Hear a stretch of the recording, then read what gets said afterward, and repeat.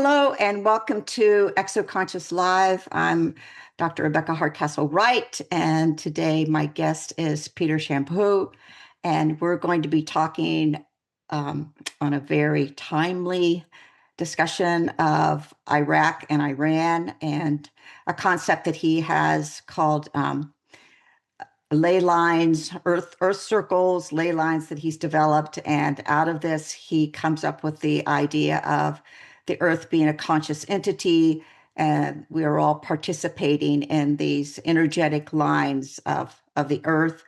And today in particular, he's going to be talking about Iraq and Iran and something called the Jesus alignment. So we're all here to learn from him.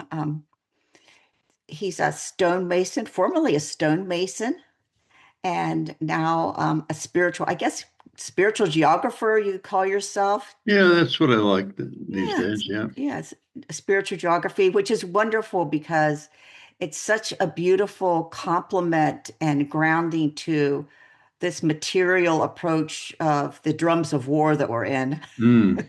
Everything's very material, very AI, transhuman, which AI is going to run the war for us. And then Peter brings in this beautiful spiritual consciousness overlay. Hopefully, he'll talk about plasma for those of you that are in our Substack plasma course, because it runs, the vein of plasma runs through his work. But welcome, Peter. Thank you so much for coming. Yeah. Thank you, Rebecca. It's great to Yeah, be here. Really appreciate the opportunity to yeah. spread this message.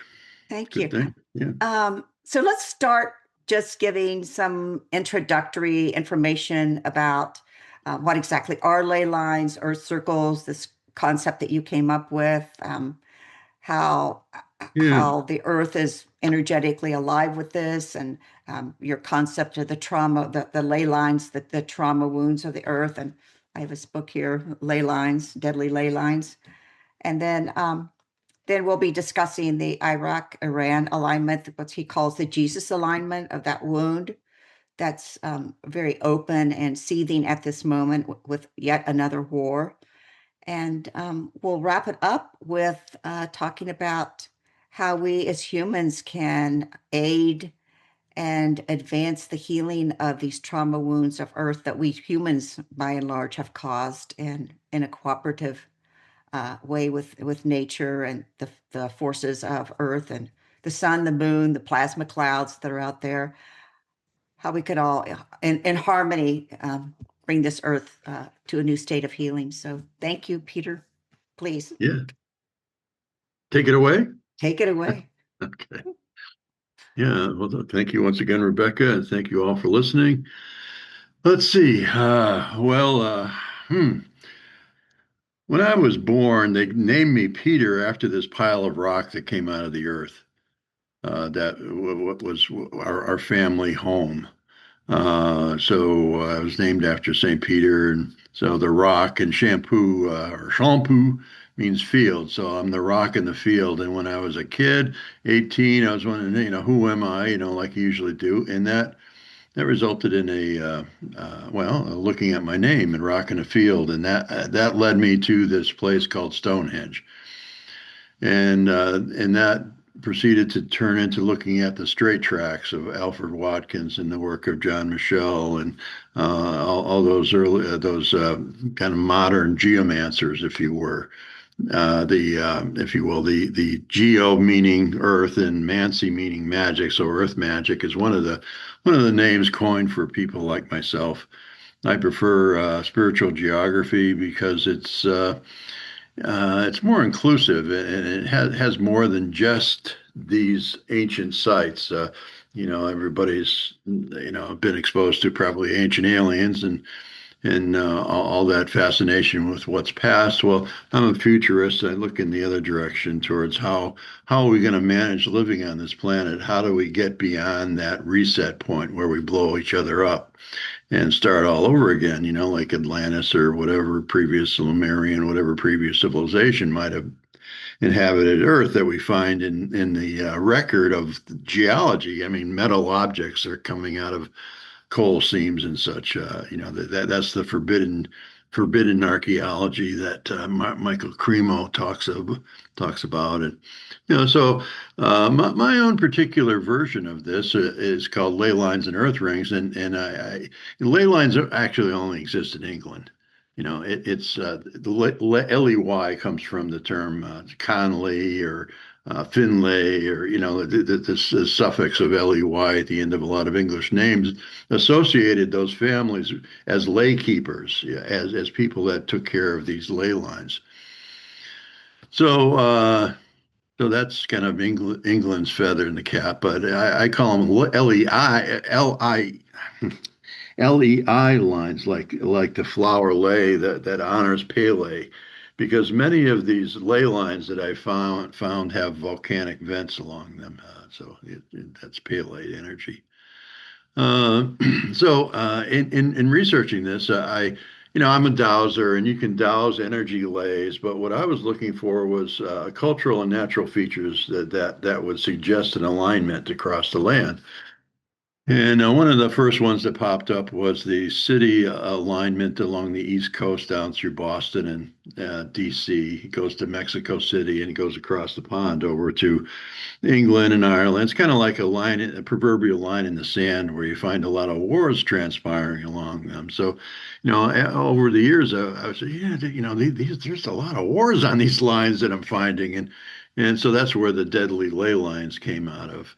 And it seems as though there's this entrainment that's happening along these lines of, perhaps a demiurge in the background, a serpent who would want to promote materialism, over the spiritual impulse that Christ brought to bear.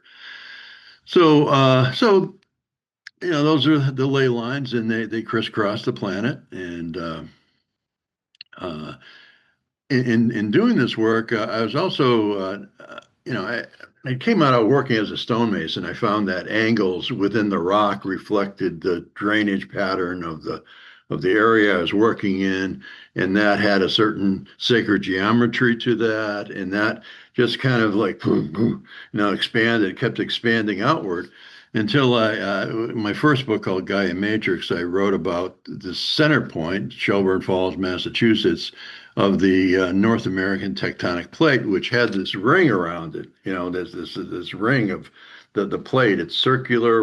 The arc of it is marked by Mexico, California coast.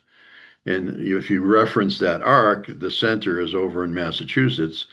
And then if you complete that arc, you go down to, Peru and Venezuela and on up into Iceland and Greenland and well, it was the magnetic North Pole at one point in time, and back around, and that it, that was interesting. But I started, well, what's the dimension of this? And I came to the conclusion that it was the same size as the Earth's inner core, which was also the same size as Mars.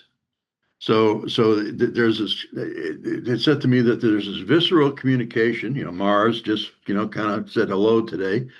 Uh, Mars is communicating with their inner core. It's kind of like how astrology works, if you will, and perhaps in plasma dynamics there is a field that's generated that has these certain radiant patterns that we find within the Earth itself, the inner core, outer core, uh, ringwoodite layer, the mantle lithosphere layer. So, like in Venus, for instance, can fit right into, right, just inside the Earth. It's like a lithosphere difference between the Earth and Venus. So, I'm just finding that all this, well, the radiance of the solar system reflects the same thing, and the density of stars in our galaxy has the same kind of thing. So it's like there's a synthesis here. And so I'm looking around the planet and I'm finding other ring shapes, arcs, this is just really simple stuff. Like for instance, the coast of China, it has a third of a circle on its east coast. and completed. The center point is where White Emperor City was where the poets of China defined the character of China. And so that's the China ring, but the China ring is the same as other. This ring kind of repeats itself around the planet in that the dimensional suggestion, and that ends up being the size of the Earth's inner core.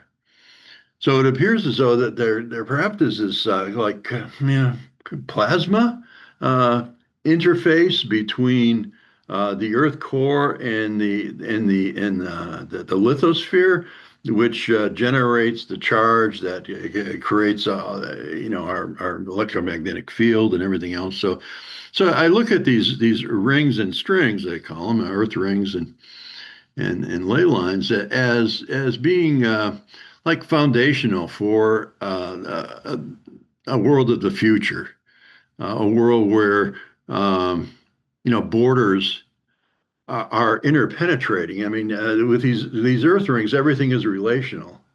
And you can see how everybody works together when you approach it from an Earth grid or Earth ring approach to it. Where right now we have all these rectilinear forms in the States and other places where it I mean, it divides up consciousness fields. Like where I am in the Great Lakes, we have six different states and provinces and country all like chopping up the waters of the Great Lakes. So as you can feel the difference. You go from one state to another, one country to another, and you definitely know you've crossed the line there. There is an energy that's generated by a borderline. So if that's the fact, if that's the case, why not in scale? So uh, so that's pretty much my premise in all this, and uh, I try to find uses for it. I try to communicate it as much as I can to the greater public, but it's not really received that well to date because I'm not looking backwards, and everybody wants to look backwards. The Great Pyramid, and I'm actually looking at the pyramid as being some kind of degenerate Hulk that a lot of black magic has been done around that place, and even before the New Age started. And I mean Moses and Ramses, they're battling out with their snake staffs. I mean it's black magic now got going on there. So that there was an impulse coming out of there that wasn't that's not really that good. And interestingly, the Templars were taken down on Friday the 13th in 1307, and then Jacques Millet was kept in prison and tortured for the next 7 years, and then finally roasted alive on 1314, 7 years later. And that's contemporary with when the Great Pyramid lost its stones. The great earthquake came, and the stones were shook off the Great Pyramid, and then it turned into Cairo. They grabbed all that marble and dragged it out to Cairo to build the religious structures and schools and whatnot, build civic centers and such. So yeah, but this looking at the Great Pyramid is, of course, you got to look at that because this is Atlantean stuff. I mean, it's the only remnant of this old civilization that we have. And when you look at the ley lines that emerge from that, which come out north, south, east, west, and then the along the edge forms as well. And those are like for instance the north line with north south line, which is the uh, Nile meridian, 30 degrees west east, and that points right to Ukraine. It cuts Ukraine right in half and pretty much follows the border of Russia along the Poland and Belarus and up in Scandinavia. And south it goes through Sudan. So you have equal distance apart right now between the Great Pyramid is Sudan and Ukraine. and the wars and it's like it really appears as though that the demiurge, that's kind of my conclusion, the demiurge has control of the Great Pyramid. And it, people go there, oh, it feels so great, the energy is so great, and it's like, yeah, of course it's great. It's like it's a flower, that it's trying to attract you, it's more like a Venus flytrap, I think, trying to attract you, so you have all these in these arrays, you have religious and centers, where battle after battle after battle has been fought. You have, so it really shows that that there's this force behind things, and now many have concluded that there are these dark entities called archons that feed off of our luge, kind of pronounced like the sled, the fast sled, single sled luge, but it's spelled Loosh, and that gets released by the human's plasma field as it when it dies, and and it usually it thrives on high emotion. So wars are great, and uh, and for a long time there, it was just this planet is a planet of emotion. So if you don't clear all that stuff out occasionally, if you don't have like someone taking care of that energy, the place would get absolutely polluted with this. So they have a purpose, but what ended up happening is that they started to farm it. Well, we can get better loosh if we have, do this kind of thing and do this kind of thing, and some of the best loosh comes from holy people, like I can imagine that they had quite a feast when Christ died, and so that leads to uh, this thing of what I see. Well, let me say that geomancers or spiritual geographers look towards uh, uh, geopathology. Where is there some kind of sickness that needs healing in the earth, and how do we do that? So one of the ley lines I discovered was called I've coined the Silk Road ley because it generally takes the trajectory from China over to the Mediterranean. And this Silk Road leg, I noticed Jerusalem, Amman, and I was just seeing how all these war zones were all in a line, and so this alignment starts in Ashkelon, which is a city, an ancient city that was cursed by the black magicians of Egypt during Ramses' time. Uh, at that time, there was this thing of human sacrifice taking place in Canaan. And they looked at it as outside the Ma'at, outside the order of the universe in the Egyptian worldview.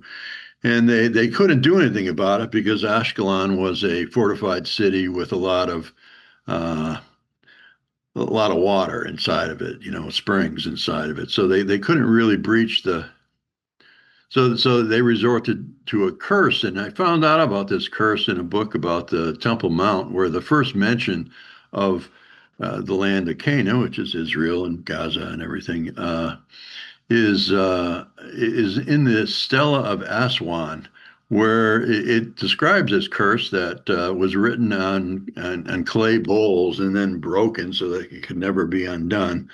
That the lands of Ashkelon, the people of Ashkelon, will be cursed to kind of like an ever reoccurring event if they were to uh, rebel or think of rebelling or fight against the invader.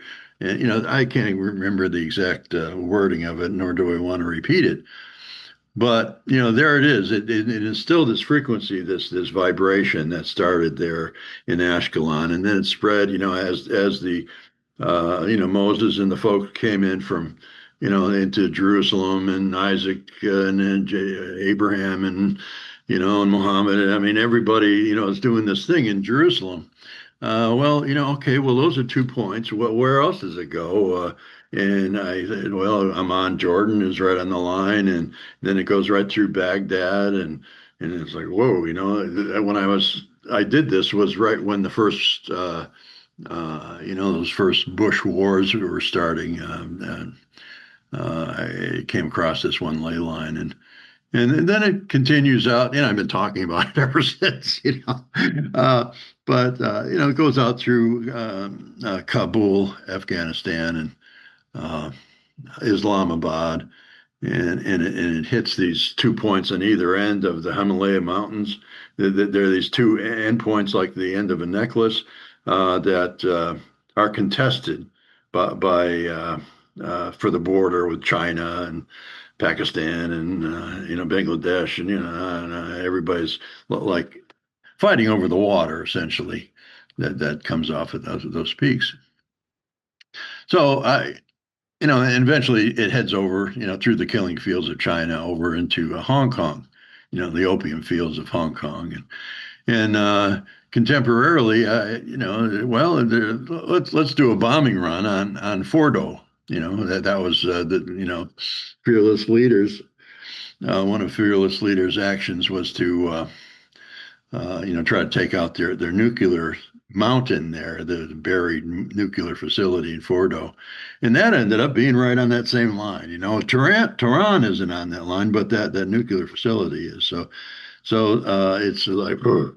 And then Bagram Air Force Base is also right on that same line. So it suggests that there's this, serpent of evil, that's cutting this black line of discord uh, through Eurasia. Uh, and I said, well, why is this happening? I mean, Jesus was there. How come this is happening if Jesus was there? I mean, he was a peacemaker. Well, right. What I found was that this, uh, you know, he was really the solution to this. This was going on long before he arrived. Uh, this type of mm, discord was strung along this line, almost as if they knew what was coming. They knew that Jesus was going to come to this place and promote this idea that you are a sovereign in relationship to Creator, and you don't need the temple, you don't need the church, you don't need the empire, you don't need anybody. You just have this amano to amano. You're just in relationship with God, who you are a shard of. You are, we all are a shard of the Creator, as our souls. And so, I started thinking about that, and well, that would be something that you'd want to suppress if you were, living off of the pain and suffering of humanity. And what better way to do that than with war and suffering and everything else? So there's this line that overshadowed the Middle East and all that was going on in Israel, and uh, so that led me to this idea that uh, okay, well, I've kind of avoided looking at the life of Jesus just out of, I mean, how many times have I been beheaded, and the heretic and everything?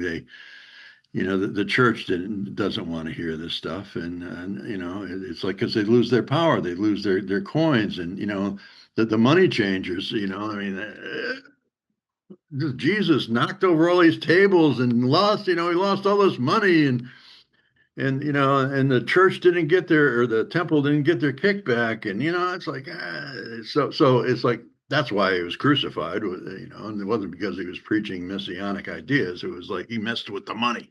You don't do that. So but it triggered that. It triggered the events.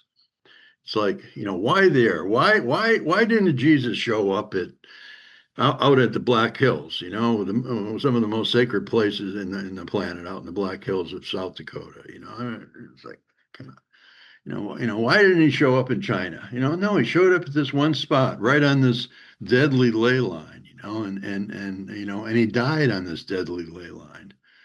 So I started looking at, well, okay, what's the alignment of Jesus? And that's when my hair turned white. Uh, the two events, his baptism and his crucifixion, you know, an axial tonal frequency point to point. So I put that, I just drew the line in Google Earth and found that it went right across Temple Mount and right along the Via Dolorosa, which is the way of suffering. And that there's the Romans had this thing, of straight roads, and one straight road in Jerusalem is this road that crosses the top of the Temple Mount. And it's not at an angle. It's kind of the Temple Mount is skewed like towards the magnetic north rather than physical north, and or perhaps it was north was that direction when it was first established as a sacred space. I don't know, but here's this line, and this line also. Okay, well, that's interesting. The Baptists and the crucifixion, but it goes right through the Temple Mount, and where that and that's right where he would teach in the porch of the Gentiles. That's where he turned the tables at the porch of the Gentiles, and where he taught when he was 12, and uh, and then just outside the walls of Jerusalem on the same alignment, you go through Gethsemane, where he had that night of bleeding through his eyes from what was his what was to come, and then it went up to the Mount Olives, where it said that that's where he ascended from after resurrection. So that was interesting, but in itself it's interesting, and of course he had a lot of different places he went. He actually, when he first was born, he took a trip right away, went right down to Egypt.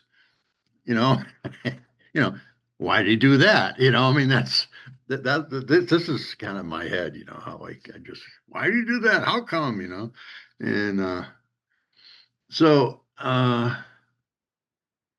so he was like working. I think he was working that curse. That was trying to heal that. He was a geomancer himself, the way he walked and what he did, and he changed the etheric plasma body of the planet by his presence.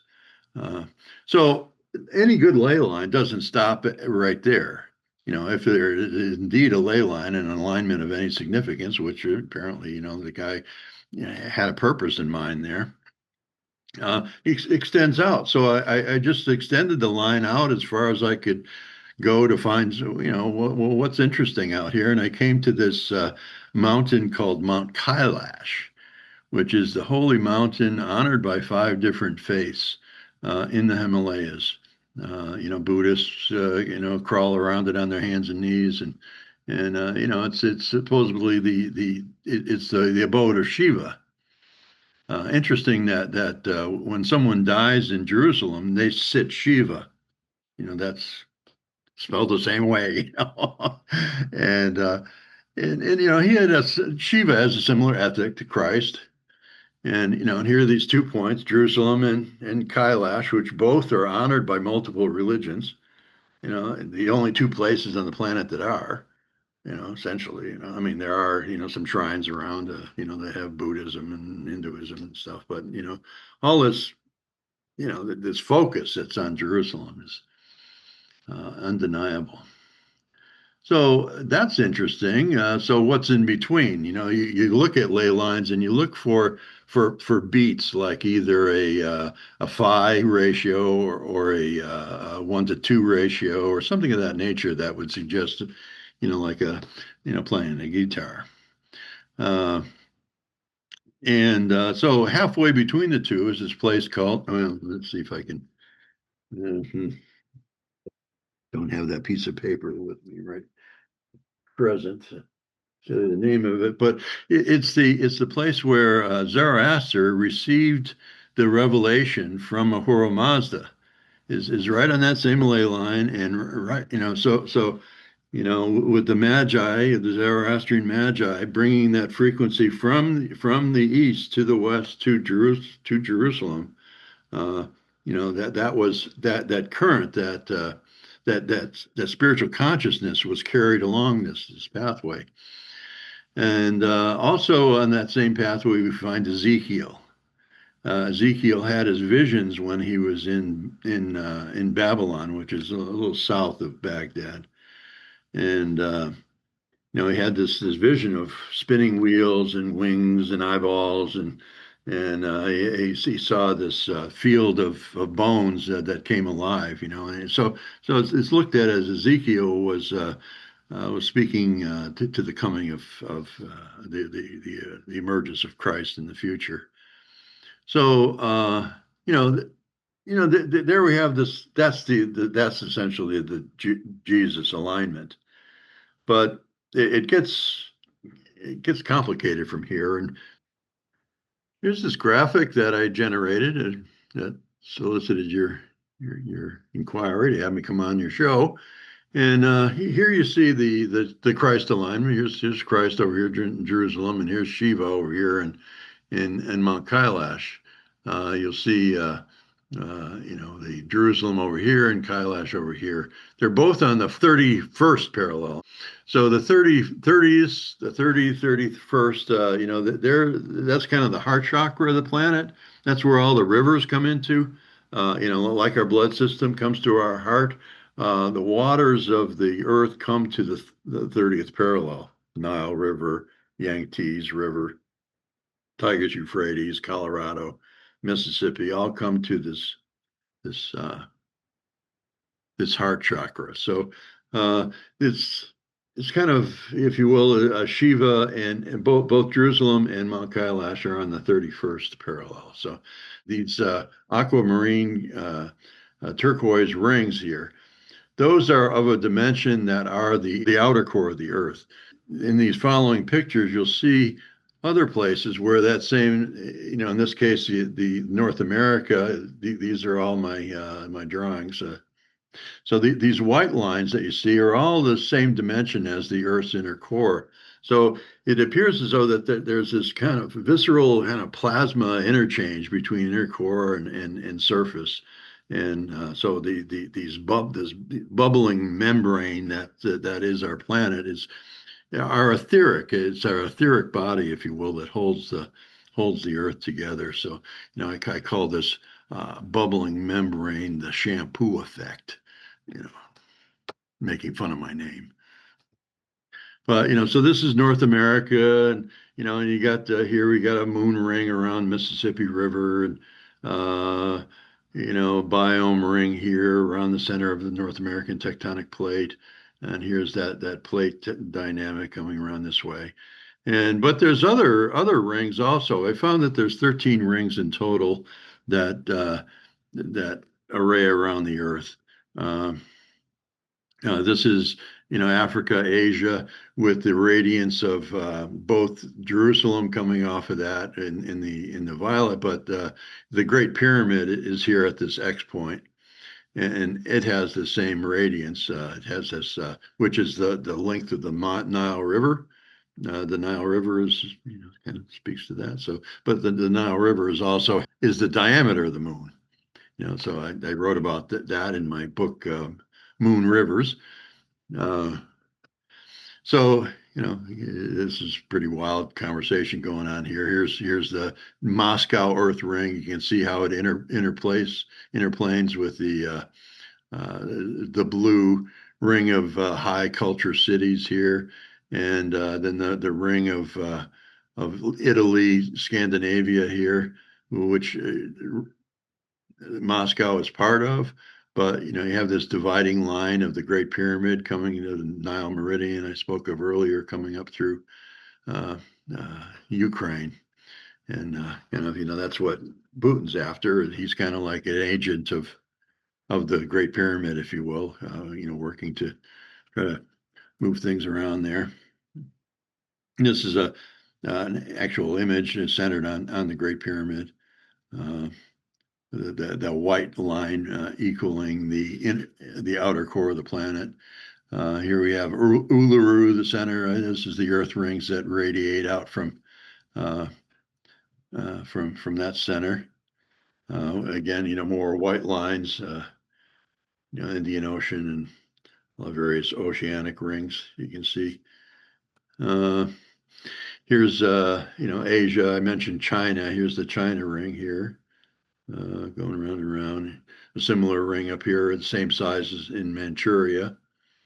This arc is that of Japan. The arc of Japan is centered on a three country point here: North Korea, Russia, and China.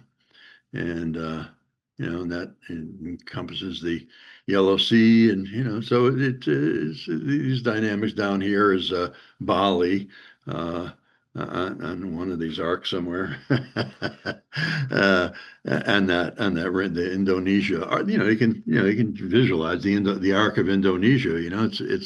It's a circle. So that's just completing that. That's all I've done. Uh, and the interesting thing about these earth rings is that, like a ley line, they end up with points along the circumference that are significant, natural and cultural features that are significant. Uh, this is the Pacific. Over here, this center point here is American Samoa. Over here, this center point is Easter Island. And over here, this arc is marked by, I think it's the something to do with North America. I can't quite see around the corner there, but see, here's Easter Island again, with the arc of South America forming that, with the suggestion of that. Here's the Antarctic ring that touches Terra del Fuego, with its own Earth ring right implicit to that, and the ring of South America. And this is the Arctic area from that perspective. Again, more of these rings and things that give you, I guess exoconsciousness is really at play here, because if you're coming in with a spaceship, this is what you're looking at here. And, you say, wow, look at all those rings down there, oh, I can see it, so it's that kind of play. But, there's a lot of things at play here. And this black line you see over on the side, that black line is the Silk Road lay that overshadows this. So this Christ alignment, if you will, is a pathway of an evolving human consciousness and relationship with soul, from Shiva through Zoroaster, through Ezekiel, through Christ, and each one builds on the next, and that's going towards the free using our free will to freely return to Creator. It doesn't mean much if you're all kind of like all part of Creator. So we were given this free will, but boy, it's trouble. Whose will is going to be done? And that's really what we have. We got a real willful president who doesn't really think over stuff too much. Uh, Exacting his will on the world, and thinking that he has the answer. And it's kind of interesting. With the if you read the Bible, the three synoptic gospels of if you read one independently to the next, it would seem as though you'd have four different religions being described. And that in effect has left it open for interpretation. I mean, I understand now there's 47,000 different Christian denominations around the world. Uh, and that, so that shows you the freedom that's involved with this, to evolve, to change, to create, like, well, what did he do? They had these simple stories, but what was he trying to tell us, and you got the Mormons, you got the Lutherans, I mean, everybody is, you got Mother Ann Lee, it's just quite a parade of stars that over the years that have I have the answer, and it's like no one can know the mind of God. We can only know our own hearts. And that's where Jesus was directing us. That's where Shiva was directing us, where Zarathustra was directing us. And so, but, that's very dangerous to the powers that, control the planet on a ultra dimensional level. Uh, they want to have war. So these entities that would have us war each other all the time and kill each other all the time, being antithetical completely to Christian love thy neighbor as thyself ethos, uh, perpetrated by the most Christian country in the world. It's doing the work of the devil, just so directly. So how do we change that? I understand it's as easy as recognizing that they're there. It's they only operate in the dark, and in the light of consciousness, in the light of God, and just in the awareness of this presence, this evil on the planet, which kind of comes along with free will. Uh, needs to be harnessed and needs to be transformed. And I really feel is this alignment of Christ here, this Jesus alignment, is one such place. And when you place this this being into this matrix of the earth. Well, these 2 points generate what's called a vesica piscis, or the vessel of the fish, or the eye, the vagina. It has a lot of metaphorical anthropomorphic suggestions. But the positioning of these two places, of Mount Kailash and Jerusalem, generate a vesica whose 2 points are the equator and the Arctic Circle. That is like, that's, to me, that's miraculous. Then the center point, coming down from the north, is the Ural Mountains. The only 1,000-mile long mountain range, north south. It's the only one in the world that does that. Incidentally, that same longitude that goes through the Urals comes right down through Mount Shasta and all those Cascadia mountains, the volcanoes. So that's kind of how we connect, or we can project our plasma bodies, our consciousness, over the planet and into this place. So we have uh, this ring that you see in we'll call it purple, and this purple ring is what I call the Iranistan Earth Ring, marked by the arc of the coast of Iran, but it also is marked by the Indus River comes up this way, and it's marked at the end of the Ural Mountains, and it comes down through Armenia and the Caucasus Mountains, and right here is Baghdad. So this ring is really what's at play right now with the war in Iran, and it's my feeling that if we, project the heart of Christ over this place, and love thy neighbor as thyself, and just kind of like hold that as a truth within this framing, this Vesica Pisces, which is the first, it's like a mother geometry, a sacred geometry. The flower of life comes off of this, and you can get all the different root three, root twos, and all these different sacred geometry frequencies are implicit to that. You can see how this arc from Shiva comes right down through Moscow, through Crimea, down through Jerusalem, over here through Mecca. So again, that's then down here to the equator. And right here at the equator, this is where the Indian Ocean uh, geoid low is. Uh, this is like this really low place in the planet. It's like 300 feet below sea level is where the Earth indents there, and the oceans are actually lower than the rest of the oceans because there's less gravity. at that particular place. So it goes, and the geode highs are more up in Europe. And it seems as though these geode highs are have a high concentration of earth rings, and the geode lows have a low concentration. So here we have Jesus walking on water, and his foot is depressing into this low gravity area. So that's also where he chose to have his ministry, was in the Jordan River Valley, which is like 325 feet below sea level. The lowest point on the planet is where he chose to have his ministry. So why did he do that?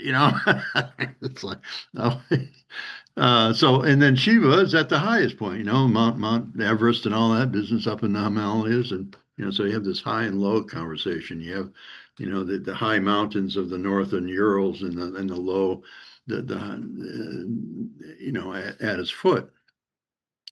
But within that we have this system of chakras, if you will. The planet has chakras, but they're not like dragon lines going around the planet. They are uh, planes of latitude.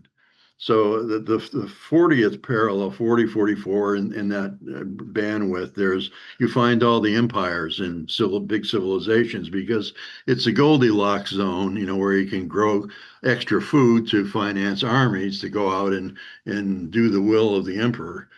So you have that development of civilization along those lines. Rome is on it. Constantinople is on it, or Istanbul. Beijing's on it. Boston's on it. Chicago's on it. This type of thing. So, in this bandwidth between Arctic Circle and equator, you have uh, the second chakra is the equator. First chakra is the interior of the planet, the Earth core, where that power comes up, and you get the donut loop that makes up our bio. And so you have these sequential planes, and the Christ line is really the Christ alignment is really the heart line of the planet. So I have this going through where his arms come out through his heart, and it's just as a visualization. So the auroras of the Ural Mountains are coming down. All that plasma that's in that is in the aurora borealis. That comes in from solar plasma that comes in. And interesting side note, honoring the recent death of Rory Duff, a researcher in England. He found that ley lines had a pulse to them. Every 8 days they would harmonize. Usually they're going every which way, but every 8 days they'd move together. And what he found out was that there were these plasma waves coming off from the sun that we'd go through every 8 days. And so there'd be a click of coherence every 8 days. And at the same time, he started looking at the plasma waves that were coming out of the center of the galaxy, and found that similarly there were other waves that repeated every 26,000 years, and we're entering in a new plasma wave right now. So you got to wonder about plus and minus. If are we passing out of an area in the galaxy that was like really saturated with negativity, and we're moving into a plus or minus or whatever ion level you want to speak of. It seems like we were in some pretty dark times for the past 26,000 years, and now we're heading into this plasma wave, and as we go through these plasma waves, it's like the DNA just gets tickled like crazy, and so we're entering into a new golden era, if you will. Uh, so, but we have to clean up our planet and remove these obstacles that are in our way, and playing into the game of like the puppet master. I mean, is so apparent with the like lines like the Silk Road lay. This and countries have been falling into it for, Alexander and Genghis Khan and Mohammed, and all of them have been falling into it. I'm looking at this, Christ in me as in relationship to the Christ in you. That's how we find peace on the earth. We don't find it by blowing each other up and making, more another generation of hateful people. And there must be something really, just something so uh, beautiful and refined and good that's just waiting to come out of Persia. That's the only reason why I can see why the dark forces would so much want to suppress this energy that's centered here. Uh, between these two, Shiva, or Krishna and Christ. It's wow. It's kind of, I often wondered what these rings are, and they're very quite a bit like the rings of Ezekiel, and I wonder if that's what he was seeing. There's a thing with the Merkaba that is spoken of with the planet. That's the Merkaba is a banding. If you projected the Merkaba as circles around the planet, it would be in the 19.5 degree latitude north and south. So you'd have this these two star tetrahedrons coming together, and with the Merkaba, the wheel the two tetrahedrons spin in opposite direction, and when they separate, when they're together, there's not so much energy, but when you pull them apart, they get to this point of dynamic tension, which you find when you try to put two magnets together, that they just slip going back and forth. And so this dynamic spin ignites the center core. It's kind of like the plasma field is tetrahedral, uh, and that generates a release of energy along these planes. And so throughout the solar system, each planet has this, and the sun has this. Like the sun's north and south uh, sunspots are all along the sun's 19.5 degree latitude. The big storm, the red eye on Jupiter, 19.5, the big volcano on Mars, 19.5, so it's like the Merkaba, that chariot is part of creation. And if we work with these things spiritually, um, we can manage the planet. We can all thrive, so why not? Uh, it just seems like a waste of good opportunity, and it's such a great school to everybody come to, and but we got to manage it correctly, and by fighting over these arbitrary borders that some empire put in place to keep us all fighting each other. That's not the ticket. So I'm offering this as a visualization, as an imagination, if you will, to see how that Christ force, that Christ impulse, which I mean, it's got to be true. I mean, I know, there's a lot of, it's all materialism, and it's all a myth or something, or the church made it up, and it's you can say all that stuff, and there's a lot that's true there, but the truth of that, this quote myth has lasted for 2,000 years has to have some bearing on a reality that exists. And I'm calling on that reality to help us overcome these demons that would have us kill each other all the time. And so that's kind of my note of positivity to just call on Christ to get the job done. When he arrived, he came right to the Great Pyramid and said, "I'm here. There's a new kid in town."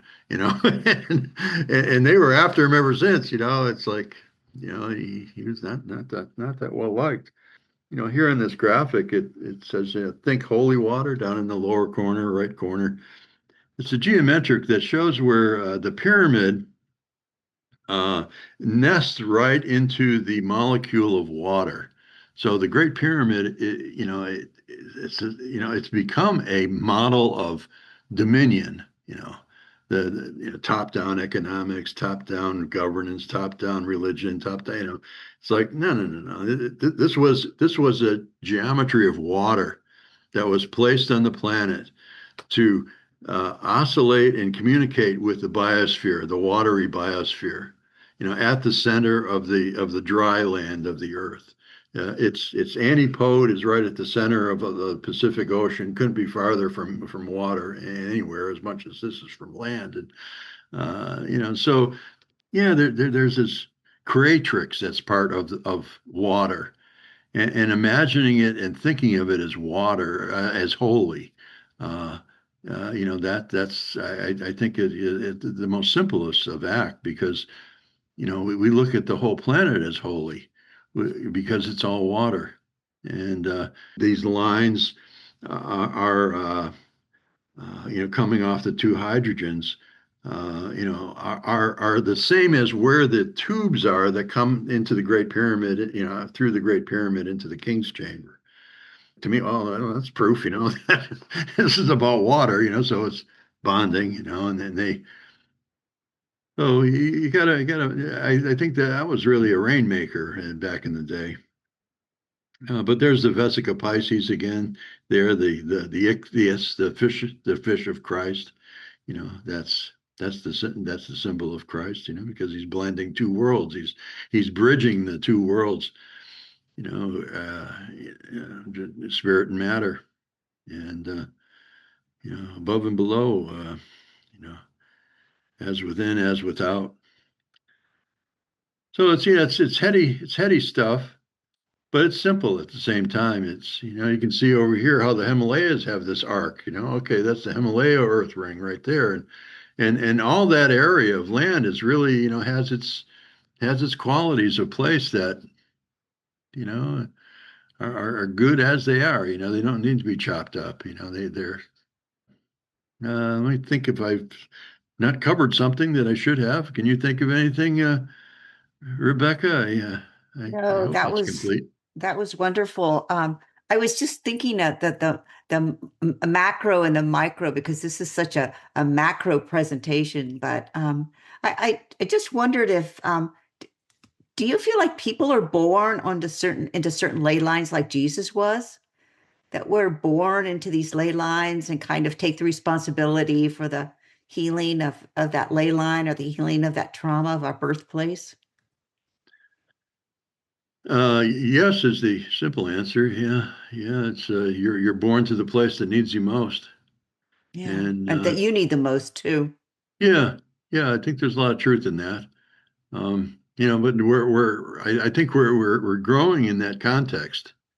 In that now we're a planet. Right. We're not going back. I mean, I can call up someone in China today. Yeah, we're not going back. It's like, we're all one people. We're seeing that on the internet, that, hey, we're all just folks. Mhm. None of us want to fight each other. There are a lot, there are some doctrines out there, of, that have come out of Mecca that want to put an end to the infidel or whatever. But to me, I mean, quite honestly, the Mecca is right on the southeast edge of the Great Pyramid, so there's that's part of the pyramid complex. And whatever's coming out of the pyramid complex really needs to be, looked at deeply by Islam. That what they're bowing to is has something to do with some very dark pagan black magic stuff, that Black cubes. black cubes. Yeah, Mhm. that's that old Saturnian thing. So Right, right. I mean, I'm a Sufi. I mean, I appreciate Islam, and I appreciate any faith. I'm kind of a multi Mhm. faith kind of guy, and and that's really what it's all about. It's about faith. It's about belief, and you could be L. Ron Hubbard and and act on a bet to I can create a religion, no problem, because Hmm. you And know he he, did. he did, Yeah, he did. and he said, well, you can make the most money off of religion, Yeah. and so, And he did but that too. yeah, and Constantine did it too, Right, right. and Muhammad saw what Constantine did and said, man, we can do the same thing down here in Arabia. All we need is a good religion. Okay, well, I'll come up with it. I mean, I know this is, probably get me beheaded and everything else. Oh, but I've been beheaded so many times Yeah, it already. It's doesn't really just, matter I've anymore. got stenosis in my neck and, I was also wondering, I think that there's also within humans, I feel like there's a fear component in some of this information because um as we heal these ley lines, as we heal this Christ and Shiva line, as we heal these other lines of like the Silk Road ley line, the Earth's going to respond differently to oh, humans, and we're going to respond differently to the Earth. And I feel like human nature is, I don't know if I want the earth to be different. I just kind of like it the way it is. Like you said, there's like an attractor to leaving it the way it yeah, is, leaving the trauma in place. And that's why a lot of people, when they, go into recovery or heal their trauma, yeah, there's the other side of them that says, maybe not now. right, Let's just let yeah. things be as they are, and they kind of slip back into that attraction to that to the Yeah, it's a wound. very easy emotion, fear and trauma and all that. It's like a really go-to thing. It makes you feel alive. It's very It's kind of a stimulating. yeah, very stimulating. It's kind of the trap that a lot of Native people are in. They identify themselves as victims Hmm. and they puff themselves up to be the hero, and then then they project the antagonist on their wife or whatever. And there goes the triangle again, over and over and over and over again. So you gotta step out, be the observer. Don't get involved. Don't be the victim. Don't be the hero. Just be. Be human. Just be human. Be I human. Yeah, I think also it's acknowledging that, like we were saying with the Canaanites and the black magic, and that there are curses on the planet. There are curses among civilizations, and just having the human wherewithal to confront that and not be afraid of it. And I did a Substack recently, and I was talking about the whole Epstein files, and are we going to Mhm. face the evil that was there or not? And I wrote it, the Sunday before Ash Wednesday is usually baptism in churches. Eastern Mhm. Orthodox Christian churches. That's usually when the baptism happens. That's when I wrote the Substack, and I was looking at the baptismal um, liturgy that we use today, and the baptism liturgy is all about the congregation, not the person being baptized, unless they're adult. But if it's infant or child baptism, the church itself says, "I will face evil. I will face evil for this child." Mm. And how much are we facing the evil? I don't really see any religious facing of evil going on right now, and I Yeah. think that that's been a major stumbling block to human development. Of No, uh, yeah, religions have been some of the biggest perpetrators of evil, from right, 500 right, years of Inquisition, hmm, we got it right, you got it wrong, and you're gonna die, right, right, whatever, yeah, and Islam for the past 600-700 years, or how many years? Six, no, I don't know, 1,000, I don't know. I'm bad at math, yeah. surprisingly, but You're good at Islam geometry. good at geometry. No, Yeah. no, Yeah, I just it's very fascinating. The people are so afraid of evil. Just and culture, even, you can't blame all religion, but culture also is very shy of wanting to confront evil or name it. Hmm. It's we shy away from that, and we could say, oh, it's the human shadow or not. No, I think it's part of the mass consciousness that we all kind of are complicit with. That let's not talk about that, or let's not admit Yeah. that those things happen. And it just seems like until we as a civilization, as a culture of humans on this earth are able to do that, that's a major step in Yeah. healing. Yeah. Both Rudolf Steiner and Mhm. Edgar Casey both cited that, this issue between East and West and Russia, and both of them cited that Russia would be Yes, the hope in all this. That that's just the hope. and I can see that in that Ural Mountains coming down as a light from above. Oh, good point. Good point. Yeah, like China's good at application and the West is good at invention, but this we've had this advance of souls, like the etheric soul, the astral Mhm. soul, sentient soul, consciousness soul, uh, and we're bumping against the spirit soul. That's where we start to, that's the kind of the fifth dimension where we start to interact with on the spiritual plane. And when you interact in the spiritual plane with the devas, with the elementals, they're very cooperative. They really want to help, and they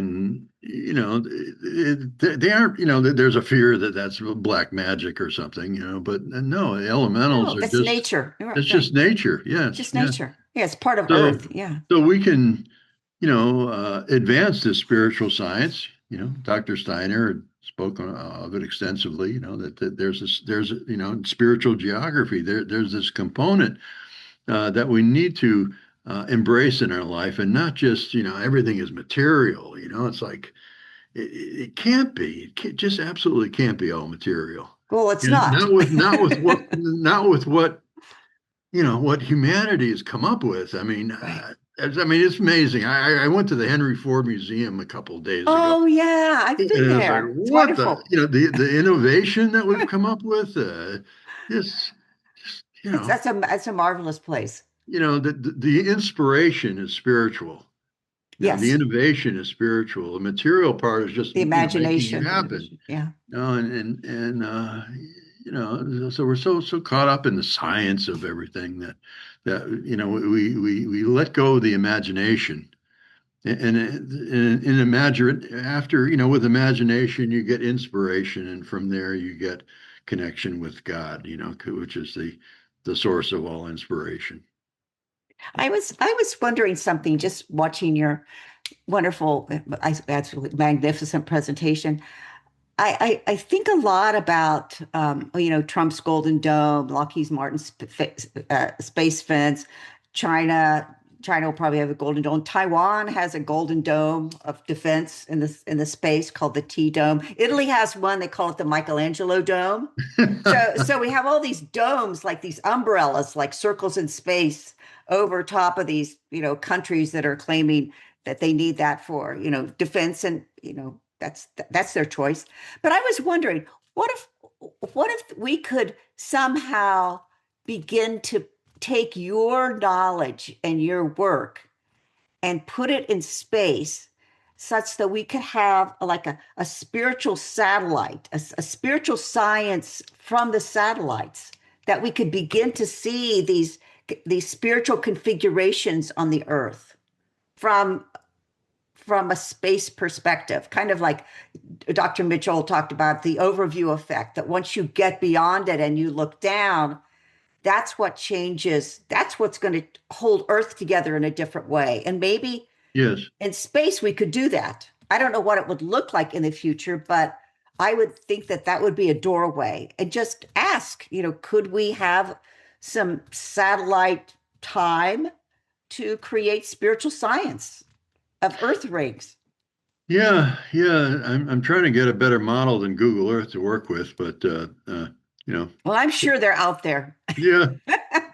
The Pentagon has one, but I'm sure the Pentagon has one, and maybe we just need to ask, and maybe we just need to you say, know, could we possibly use your technology for developing this spiritual science? Because humans need, it's like raising children. Humans need to look at something. They need to have a picture, like your slides here. We need to yeah, have a picture before we can really develop that inner perception that we're part of something yeah, that's living. yeah, yeah. So That I'm would just, be that would be a fun adventure together. yeah, it's probably I would imagine plasma. Some kind of plasma detectors would be able to see these rings. Because I mean Ooh, they're that's a good real. point. They become very real to me, even though they're not totally obvious. Right. In the land, but Well, I I can think see that how they interacted. I feel with our plasma study that we're doing with the Substack is we're moving into being able to see plasma, and just live in the idea of plasma in my body, plasma in the Yeah. earth, plasma in the cosmos. And it's very interesting. It's coming out now that part of the Epstein funneling of money in different directions was to take plasma science out of the mainstream and compartmentalize it in secret Hmm. programs. So maybe we just, I feel like the plasma study course is a way to bring that out of that Sure. compartmentalization where it belongs to people. And that line of thinking, crop circles are thought to be Yes. created by plasma beings. They've actually photographed them or Hmm. filmed them laying down a crop circle, and so these plasma beings, these balls you see floating around, um, are doing this predominantly on the plains of southern England. Yeah, Yes. crop circles are all over the world, but they're really focused there. So, again, why there? Oh, that's because they have the crops there. No, no, no. I mean, why there? And you think of that the time is set by Greenwich Mean Time. So that's the Yes. zero prime. That's like the fourth dimension, and that's time is what runs this civilization. So by them going and inserting those sacred geometries in those frequential crop circles, with plasma into the land, they're entraining that dimension of time that then gets spread from 0 point out around the planet and into this, whatever they're trying to communicate. It's fascinating. Yeah, Jennifer Stein, a friend of mine, does an excellent presentation on the plasma and the crop circles. And sure. Yeah, yeah. yeah, Chet Snow used to have the crop circle conferences every year in Phoenix. And yeah. yeah, it's fascinating.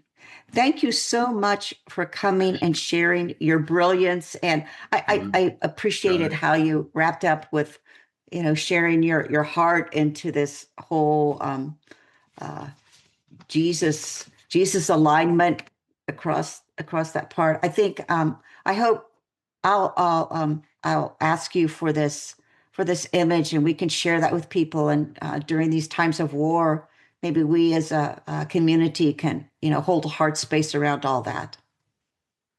that's what I'm hoping for is just to visualize Right. Put the it on good your of Ahura computer Mazda. as your Yeah, screen. Your screen goes to this yeah. this beautiful vision. And I love the holy water because water is connected to plasma also in just intriguing ways. It's the stuff. I understand. We could go on And forever. we'll go forever. So let's wrap it up right now, and then I'll talk to you in a minute. But thank you so much for coming, and I appreciate you sharing your ideas, and you're such an important soul on this earth. Thank you so much. Thanks, Rebecca. Appreciate it.